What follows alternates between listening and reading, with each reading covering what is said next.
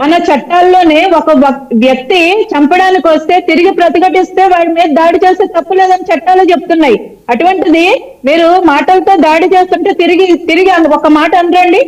ఆయన మీద ఎన్ని మాటలు అన్నారండి, కుటుంబ సభ్యులను ఎన్ని మాటలు అన్నారు, ప్యాకేజ్ అని చెప్పి తప్పుడు ప్రచారాలు ఎన్ని చేశారండి.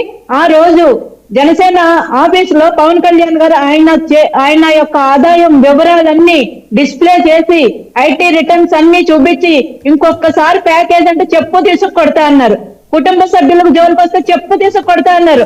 ఆ మాటల్ని ఆంధ్రప్రదేశ్ ప్రజలందరూ హర్షించారు. ఇది శభాష్, ఇట్లా మాట్లాడాలి. ఈ కుటుంబ సభ్యులు జోలికి వస్తే ఎవరన్నా సరే ఇలాగే మాట్లాడతారు, అలాగే మాట్లాడాలండి. ఏడుస్తూ కూర్చోడానికి పవన్ కళ్యాణ్ గారు ఏమైనా చేతగానివాడు అనుకున్నారా? ఖచ్చితంగా తిరగబడి మాట్లాడారు. కాబట్టే ఆ రోజు అప్పటి వరకు కూడా రాజకీయాలను అంతగా నిశితంగా గమనించిన వాళ్ళందరూ మళ్ళీ రాజకీయాల వైపు చూడడం మొదలు పెట్టారు. అసలు ఏం జరుగుతుంది రాష్ట్రంలో, పవన్ కళ్యాణ్ ఈ విధంగా రియాక్ట్ అవ్వడానికి కారణం ఏంటి, ప్రతి ఒక్కటి గమనించారు. నెక్స్ట్ వైజాగ్ నోవాటెల్ హోటల్లో వీళ్ళు చేసిన బీభత్సాన్ని గమనించారు.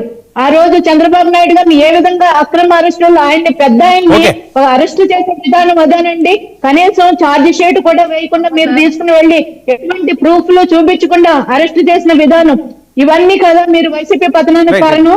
అలాగే సార్ ఒక్క నిమిషం, ఇందాక బీజేపీ గురించి అంటున్నారు, బీజేపీతో పొత్తు పెట్టుకున్న వాళ్ళు మాకు ఇష్టం లేదని. మరి వైసీపీ కూడా బీజేపీకి అనుకూలంగానే ఉందండి. మొన్న ఉపరాష్ట్రపతి ఎన్నికలకు కూడా అనుకూలంగానే ఓటేసింది. అది మీరు గమనించాలి. మనం బీజేపీని మర్చిపోతే ఆగదండి. 3 సార్లు నుంచి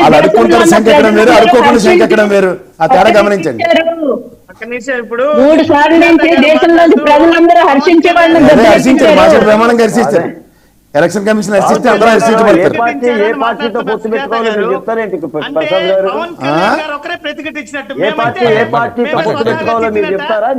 మీరు చెప్తారు కదా, మీరు ఎలా చేయాలని చెప్తున్నారు కదా.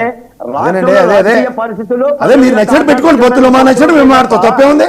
మీరే చేసిన రైట్ అయినప్పుడు మేము చేసిన రైట్ ఎందుకు కాకూడదు? నాకు రాష్ట్రానికి ఈ విధంగా అన్యాయం చేశాడని డైరెక్ట్ గా చెప్పి మారుతున్నా, చిటికేసి చెప్తున్నా. నాకు ప్రత్యేక హోదా ఇవ్వలే, ప్రత్యేక ప్యాకేజ్ ఇవ్వలే, ఇండస్ట్రియల్ ఇంటెన్షన్ లేవు. ఇవన్నీ రాష్ట్రానికి తరలించిపోయిన కంపెనీలు కనబడుతున్నాయి. ఇవన్నీ బీజేపీ వారి వల్ల. అంటే మీకు చేతకాక ఎదిరించలేక మీరు భయపడిస్తున్నారు. మీకేమో విష్ణువర్ధన్ కుమార్ రెడ్డి మీకు చెప్పు తీసుకు కొడితే మీకు బాగానే ఉంటది, తిరిగి కొట్టకపోతే బాధగా వస్తుంది. అవన్నీ మీకు నచ్చినప్పుడైతే ఒకలాగా, ధర్మపౌర దీక్షలు చేసినప్పుడైతే బీజేపీని వ్యతిరేకించాలి, ధర్మపౌర దీక్షలు వ్యతిరేక చేయకపోతే మేము వ్యతిరేకించకూడదు. ఏంటంటే ఈ డబుల్ స్టాండర్డ్స్?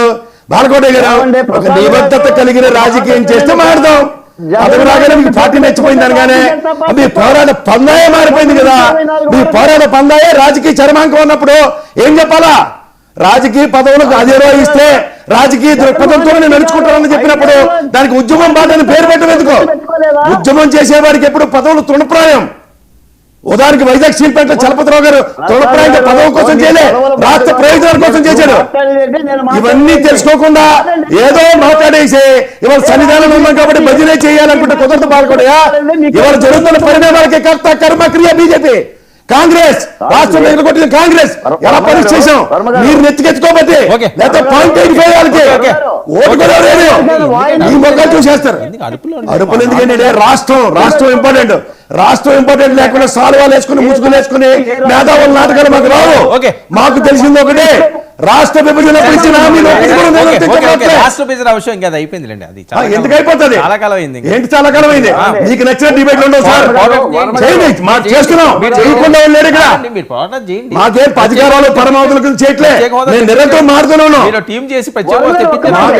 అవన్నీ ముగిసిపోయిన అధ్యాయాలు సార్. తెలివి తక్కువతనం వల్ల అవన్నీ ముగిసిపోయిన అధ్యాయాలు.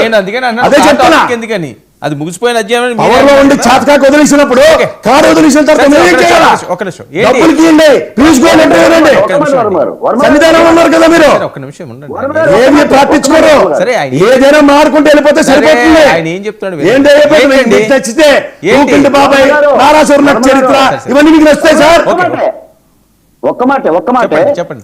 కేసీఆర్ గారు భయపడమాకండి. మీరు ఎవడు భయపడింది? నీలాంటి చిన్నవాడికి అసలు నేను భయపడ్డా.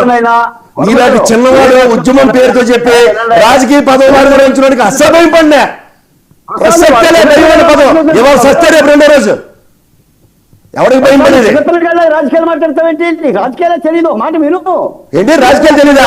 పేపర్లు కత్తిరించుకుని రాజకీయ పేజీలు అందించడం తెలుసుకుంటావా? అవునా, మాట్లాడినయ్యా.